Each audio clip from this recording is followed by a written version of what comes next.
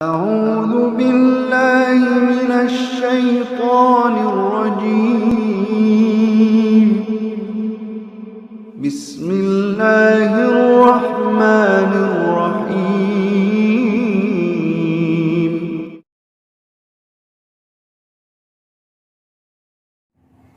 Berbuat baiklah ihsana, artinya sebaik mungkin.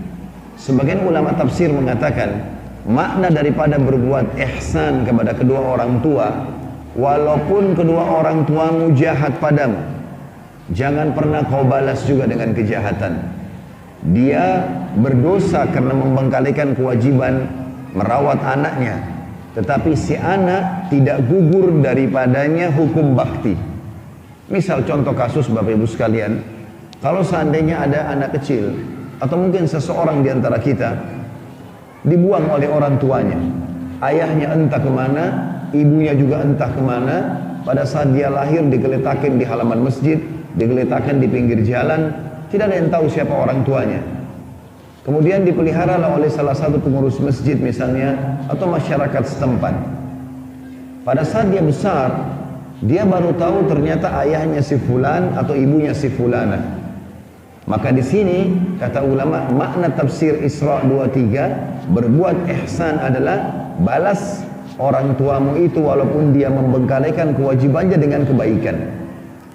Karena pernah ada begitu di Jakarta yang bertanya kepada kami di majelis, dia mengatakan, Ustaz, apakah tetap saya wajib berbakti sama kedua orang tua saya, sementara dari kecil saya malah dipelihara oleh tante saya, oleh orang lain, setelah dewasa baru saya tahu kalau itu orang tua saya?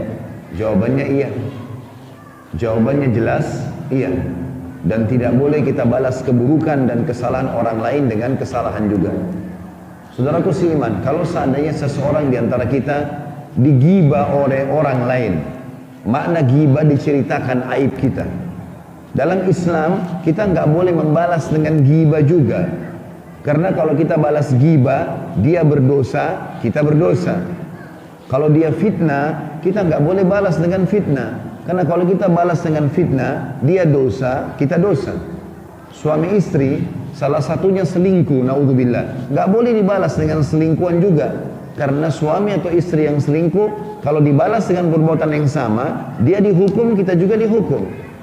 Islam mengajarkan kepada kita, jangan ikutin keburukan orang lain, tapi bagaimana kita memanen pahala dari orang lain. Ini poin dulu yang kita harus bahas di pembukaan, teman-teman sekalian. Makanya Islam sangat peduli dengan orang tua. Dari sisi yang lain, di dalam Islam, sebab dalam datangnya satu perbuatan baik, itu akan menyebabkan pahala yang melimpah. Contoh misal, Bapak Ibu tadi waktu mau hadir di majelis kita ini, kalau seandainya dia hanya sendirian saja, dia baca spanduk, kemudian dia mau datang ke pengajian, dapat pahala tergantung kadar keikhlasannya. Mudah-mudahan dengan ikhlas dapat pahala. Tapi ada orang, dia panen pahala banyak.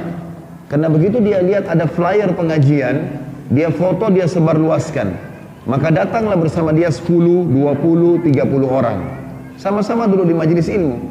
Kalau masing-masing Allah kasih pahala 100, 100, 100, 100, 100 misalnya, orang yang mengajak tadi 10 atau 20 orang itu akan panen pahala 100, 100, 100 dari orang-orang tadi.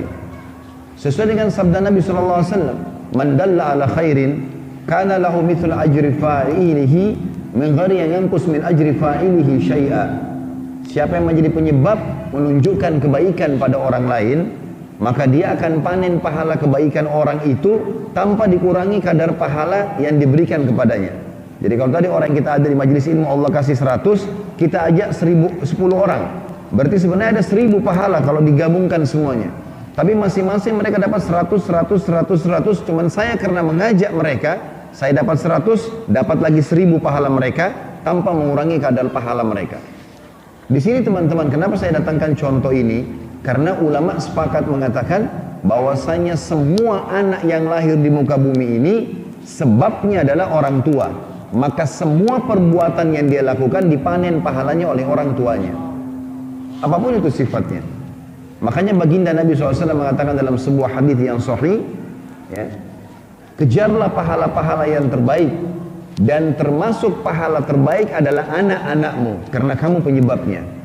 Jadi misal kita punya anak kecil teman-teman sekalian di rumah, jangan luput walaupun cuma mengajarkan mereka jalan, berbicara, ajarkan yang baik, jauhkan dari yang buruk. Apapun yang kita ajarkan dan dia lakukan dalam kehidupannya, kita akan panen pahala. Maka begitulah orang tua akan panen pahala anak-anaknya. Sampai ulama mengatakan walaupun anak-anaknya itu belum maksimal dalam ibadah, keberadaannya saja, misal si anak hidup 50 tahun, 60 tahun, orang tuanya panen pahala selama 50 tahun. Cukup keberadaan saja. Karena orang tua adalah sebab kita. Dari poin ini teman-teman sekalian, kita akan lebih dalam membahas tentang kedudukan kedua orang tua. Ingat pesan penting.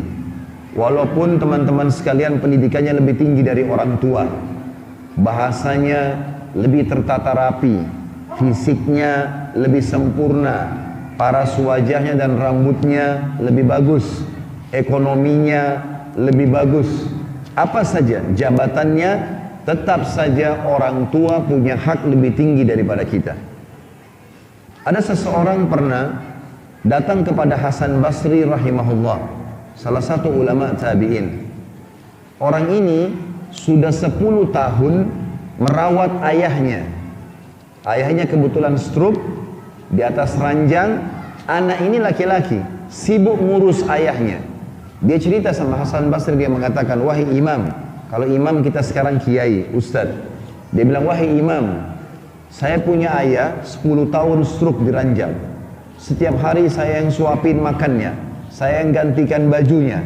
Bahkan kalau dia buang air besar dan buang air kecil, saya tampung dengan tangan saya. Dan saya bersihkan tanpa jijik sedikit pun. Pertanyaan saya, apakah saya sudah balas bakti orang tua saya? Kata Hasan Basri, sama sekali belum. Bukan cuma belum, sama sekali belum. Kata dia, 10 tahun saya urus ayah saya, stroke di ranjang, saya suapin makannya, gantiin bajunya, bersihkan kotorannya, belum dihitung berbakti, belum bisa saya balas baktinya. Kata Hasan Basri, belum. Kata orang itu, kenapa? Dia bilang, karena kamu merawat ayahmu sekarang dengan harapan kapan ayahmu meninggal dan kau berhenti tugas. Tetapi waktu kau kecil, ayahmu membersihkan kamu dengan berharap kau jadi besar dan menjadi pemimpin di masyarakat. Beda niat orang tua dengan anak. Ada seseorang pernah dilihat oleh Ibnu Umar radhiyallahu anhu lagi tawaf di Ka'bah, dia gendong ibunya. Ibunya sudah sangat tua, digendong sementara tawaf. Dia biarkan ibunya sholat selesai baru dia izin untuk sholat. Sa'i, jalan antara Safa dan Marwah jauh sekali. Safa dan Marwah jauh, mungkin setengah kilo atau bahkan lebih. 7 kali putaran, digendong ibunya. Lalu kemudian dia datang mendekati Ibnu Umar sambil mengatakan, apakah saya sudah membalas jasa ibu saya? Kata Ibnu Umar, sama sekali belum. Sama sekali belum. Karena cukup saja ibumu menjadi penyebab kau datang di muka bumi ini, sehingga semua kegiatan yang kau lakukan, ibumu yang panen pahalanya. Maka keberadaan orang tua dan kedudukan mereka teman-teman jauh di atas kita. Tidak bisa sama sekali kita menjangkau itu. Hati-hati, kita harus betul-betul meraih surga dari mereka.